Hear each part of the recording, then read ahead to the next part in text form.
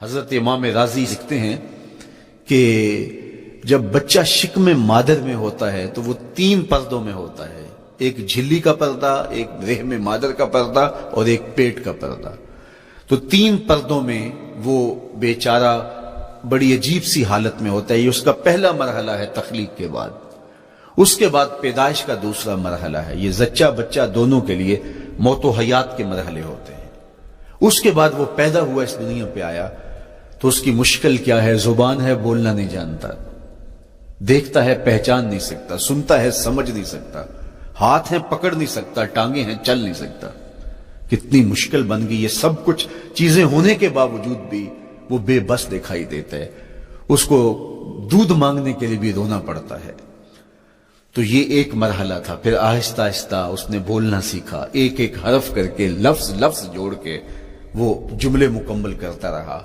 آج تو زبان کا طوطی بولتا ہے، آج تو بات کریں تو جو ہے وہ ماحول تھم جاتا ہے، لیکن انسان ذرا پلٹ کے آغوش مادر میں تیری ماں نے ایک ایک حرف تجھے سکھایا تھا، ایک ایک لفظ تجھے سکھایا تھا، لفظ کر کے، حرف کر کے جملے بنے، اور آج تیری گفتار کی شوخی کے تذکرے زمانے میں ہیں، تو پھر تجھے بولنا سکھایا۔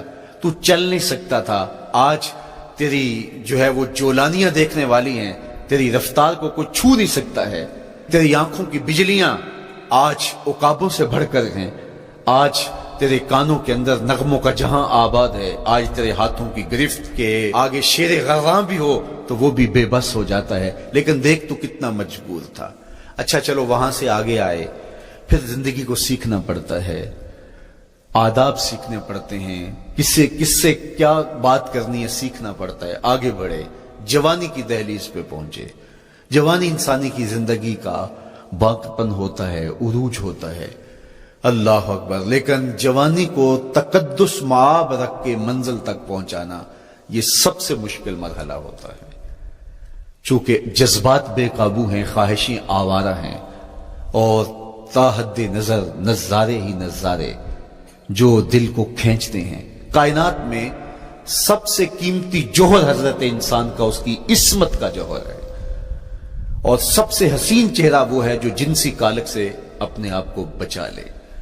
تو جوانی ہو، باقپن ہو، اور پھر اپنی خواہشات کو بے قابو نہ ہونے دیا جائے، سب سے مشکل مرحلہ پوری زندگی میں یہ آتا ہے۔ کسی نے کہا تھا کتاب زیست کا ایک اور باب بیت گیا، شباب بیت گیا، ایک عذاب بیت گیا۔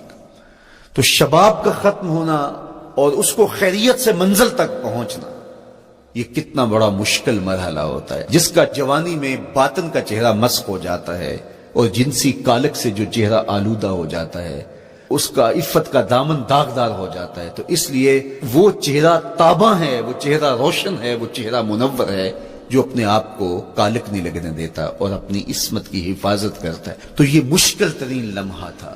اس کے بعد امام راضی کہتے ہیں اب شادی کا مرحلہ ہوا، تو پہلے خود اپنی ذمہ داری تھی، اب کسی کا بوجھ بھی اٹھانا پڑا، یہ اگلی مشکل آ پڑی۔ پھر بچے ہوئے تو پھر اپنی زندگی تو ختم ہو گئی، پھر بڑھاپے میں چلے جائیں، ارذل العمر تک چلے جائیں، یہ ساری زندگی مشکلات۔ لقد خلقنا الانسان فی کبد۔ تو ہمیں عملی طور پہ مشکلات کے مقابلے کے لیے تیار ہونا چاہیے۔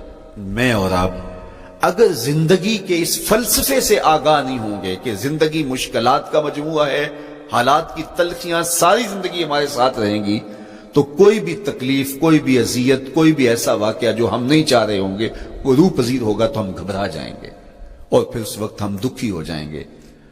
اس لیے ہمیں عملاً اپنے آپ کو اس بات کے لیے آمادہ کرنا پڑے گا کہ زندگی ان حالات کی تلخیوں سے ٹکرانے کا نام ہے، اور ساری زندگی ہمیں ان مراحل سے گزرتے رہنا پڑے گا۔ زندگی مشکل مراحل سے گزر جانے کا نام ہے۔ اقبال نے کہا تھا ہے شباب اپنے لہو کی آگ میں جلنے کا نام۔ یہ زندگی آسان نہیں ہے، یہ حالات کی تلخیوں کا مقابلہ کرنے کا نام ہے، یہ ضبط نفس کا نام ہے، یہ اپنے من کی تربیت کا نام ہے۔